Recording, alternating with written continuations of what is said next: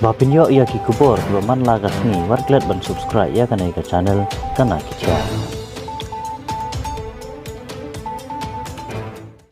Sir, I appreciate the Honorable Chief Minister for his extensive reply on my question. Sir, the reply that we used to get in this August House and what is happening on the ground seems to not support each other, sir.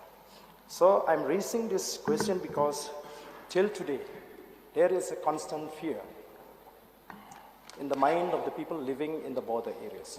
So may I know from the Honorable Chief Minister, what actually is the reason that these people living in the border areas are still under constant fear? I don't know, maybe it is the soft approach and gentleman approach of the government of Meghalaya that has emboldened the counterparts even to outrightly claim Mukro inside the Assam Assembly. So may I know what actually is the reason, sir? Sir, it's the supplementary question that has been asked by the honourable member of course, requires a much larger debate. It will not be possible for me to go into the details of all those aspects during question hour, though his concerns are definitely genuine. But in short, we have seen that in the last 50 years, that in the border areas, and especially in the areas of differences, there have been different incidents that have taken place in the past. And we could gauge from the way the discussions or the incidents have happened and the different tensions that are there in these specific areas, that it definitely stems from the border issue and the differences that we have, and the fact that the border area resolution has not been reached. And because of these differences that are there in these border areas, there are situations where the tension builds up from both sides. And it's not something that happens like on a particular day that this incident happened, but it's a sequence of events and different situations that finally lead to different incidents that are taking place. And that is the reason why in the previous government, in MDA government, we were very, very keen to ensure that we resolve the border issue once and for all. Because once we are able to resolve these issues, once we are able to mark and demarcate the different areas, we expect that the different kind of tension that is there because of the claims and counterclaims, the movements that take place from both sides, different development projects are affected.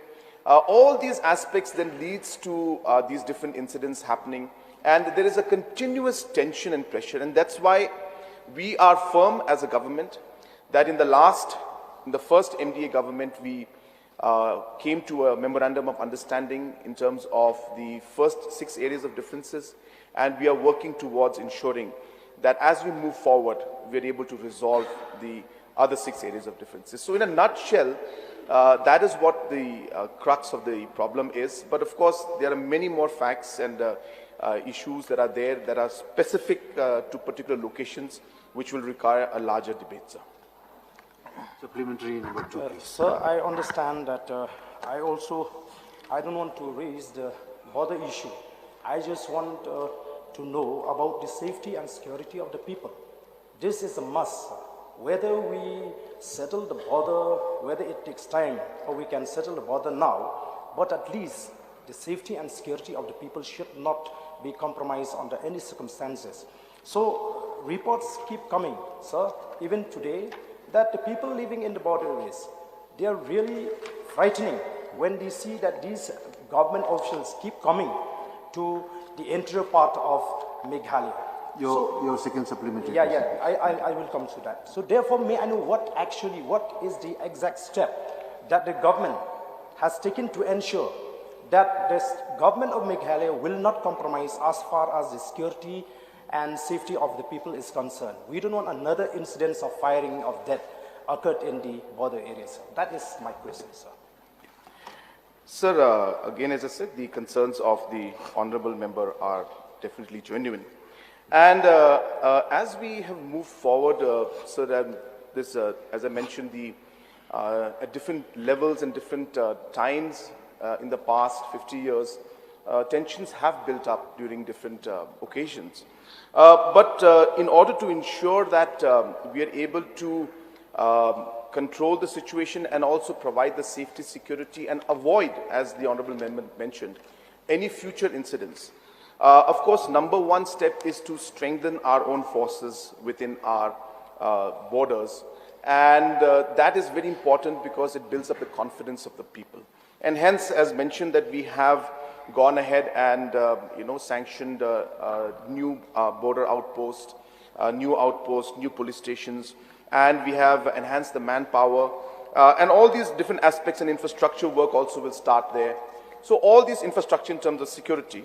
So all these aspects will overall lead to ensure that our manpower and our police force is increased, and our presence is felt, so that there's a sense of confidence among our people. That's number one, sir. Number two, while we do that, it is also very important that we are continuously in touch with the other side. And therefore, in the meeting that was held among the chief secretaries on the 21st of June 2019, it was decided that an SOP should be created and the different procedures should be followed to ensure that continuous communication is there with the counterparts from the Assam side, and hence a very lengthy protocol and system was created on the 30th of September 2020, where the SPs of the areas where the differences are there should have quarterly meetings with their counterparts. Then different long, almost 6-7 pointer SOP has been created, where not just in terms of physical meetings, but every week or every two weeks, they should be in touch, with each other on the phone. Communication should take place. The deputy commissioners should also coordinate among each other. If there are any kind of development works that are taking place, then the communication should be taken and or communication should be done, and permission or some kind of an NOC should be given by the other side. Because we've seen that most of these different tensions build up because some side starts doing some work, the other side then reacts to it saying that this is Meghalaya, or the other side says this is Assam. And it's because of the lack of communication sometimes that we see a lot of things that can be avoided ultimately is not avoided, and we see the tension building up. So hence we realize that communication, coordination with our counterparts is very important. So this is now happening at the district levels, this is happening at the police station level, this is happening at the chief secretary level, this is happening at the level of the OSDs from both sides who are specifically meant to deal with these situations throughout the state. And most importantly, this is happening at the chief minister's level also, where even a small incident that takes place, we are in touch, I am in touch directly with the Honorable Chief Minister of Assam to ensure that none of these situations escalates, and as far as possible, of course, we want to ensure that none of these incidents take place in the long run. So therefore, it's a large exercise. It requires a lot of coordination. And as I said, this continuous communication is something that is very important. So building up the confidence of our people by ensuring our manpower, our infrastructure and security is increased in these sensitive areas. And number two, communication and coordination with the counterparts to ensure that proper information is always there. Any small incident takes place, it's immediately, we neutralize it. So this kind of framework is what we are working on. And we have seen that many situations which were there, we were able to avoid a large number of situations because of this good communication that we're having. And let me assure the Honorable Member and the House that our efforts are continuously on to ensure that our people at the grassroots level, at the border areas, especially in the areas of differences, they feel comfortable and ensure that we are able to overall improve the overall confidence level that they have at the grassroots level with these steps that we're taking, sir. Sir, according to the reply, A4, sir. The Honorable Chief Minister has mentioned that a standard of operating procedure has also been issued to the Superintendent of Police regarding measures to maintain peace and tranquility in areas of difference along the interstate border. So in this particular issue, sir, I would like to ask the Honorable Chief Minister, what is a kind of standard operating procedure in the event of the breach of security and safety to the people living in the border areas by the counterparts? So the standard operating procedure that is mentioned in the reply is specific to ensure that we are able to maintain the peace. So therefore, the reference is on maintenance of peace. And as I mentioned, we have realized that a large number of incidents take place because of, or the tension builds up because of the communication gap that is there. So this particular SOP that I'm referring to is meant to ensure that continuous communication takes place. The meetings between the SPs are regularly done, between the OCs are regularly done. So this is what this particular SOP that we're referring to. Obviously, sir, if the situation is complicated, where we have different situations that are built up, then as per law, all the actions are taken and necessary steps are taken as per law. So if there is a situation where certain firings take place, then the FIR is lodged. We take up the matter even at a political level. We take up the matter even at central level. So it all depends on the situation that is there. And as per law and as per the situation that is there, necessary steps are taken, sir.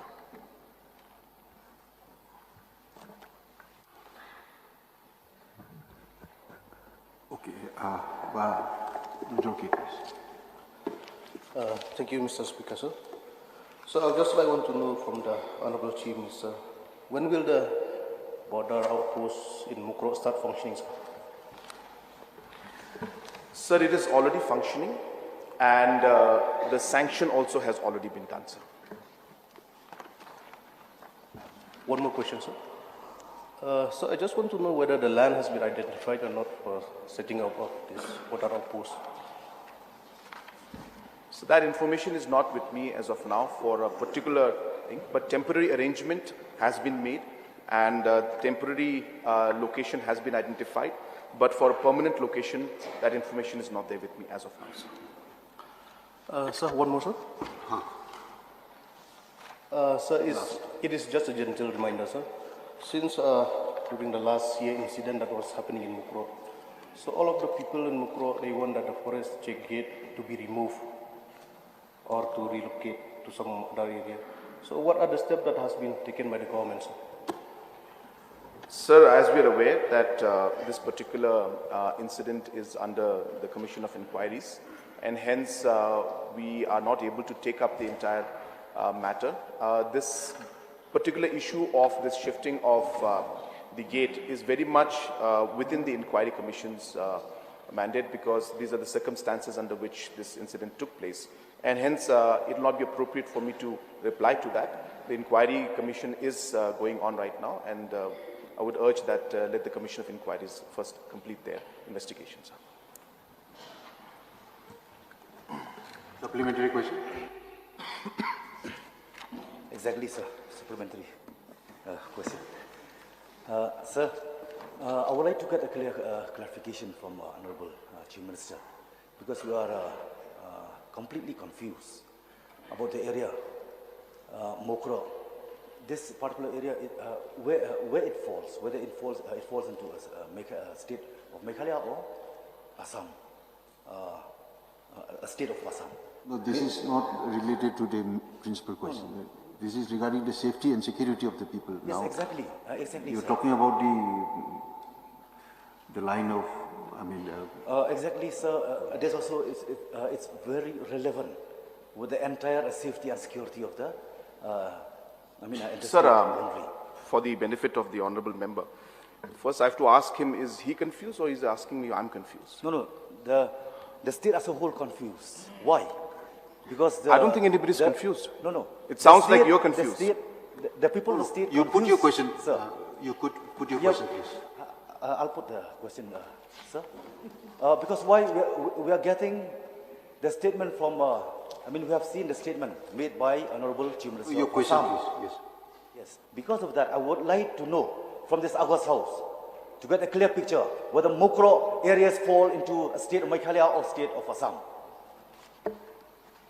Sir, as you said correctly, that this is not a part of this this question, but it's a very important issue. As mentioned, sir, the honorable member himself sounds a bit confused about this issue. I have, number one, clearly stated yesterday that Mukro is very much within the state of Meghalaya. There is no doubt about that, sir. Whether it is from the census code, which is the 279192 census code, Mukro village is under jurisdiction of West Jaintia Hills. Mukro village is also listed as having a VEC under the MGNRGS in Laskin block. The election that took place, there are polling stations of 4 Mukro A and 5 Mukro B falling under Mokoya constituency, with a population of voting of Mukro A, male 802 and female 794, and the elections were conducted and voting took place.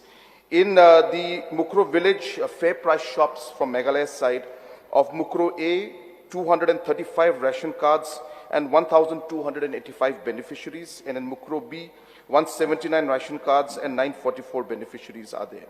In Mukro village also has got government, state government, Meghalaya state government buildings, which is the Mukro government LP school and the Mukro health sub-center, which is offering services to the people, and so on and so forth, sir.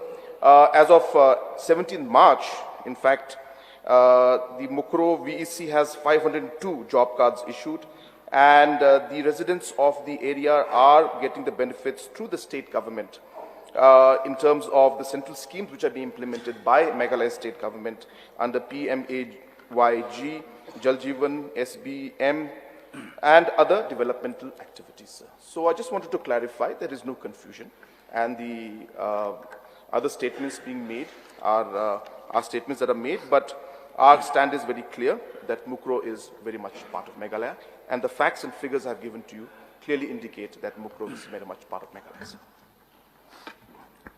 Thank you, Next supplementary question. Honorable Chief Minister, for replying the question which I had put forward. So I would like more to, if that is the case, that Mukro is fallen beloved state of Meghalaya, then the last incident which taken place in Mukro, 5 innocent life has been taken unnecessary by the official from the Assam counterpart. So whether the state government had filed an FIR, may I know this, sir?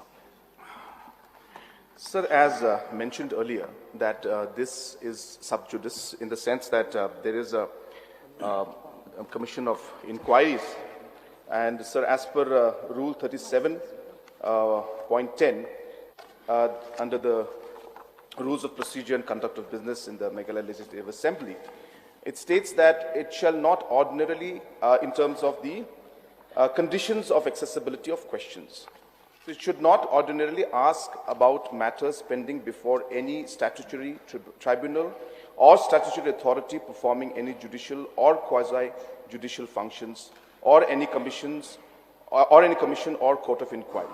So therefore, I will not be able to go into much of the details because it's as per the rules, but I can just, for the satisfaction of the honourable member, mention to him that under the Nartyang PS, a case has been, FIR has been registered, sir.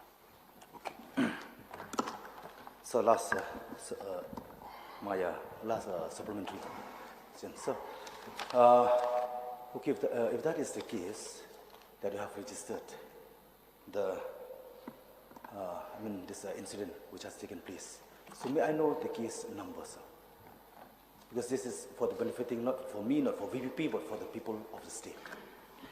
Because sir, in my, excuse me, sir. Because in my place, there are times that consciousness is far greater than the written law. What is exactly your question? The case number. Yes, sir. Sir, as I mentioned, that this entire thing is under the judiciary inquiry right now, commissions of inquiry, and hence it will not be appropriate for me to go into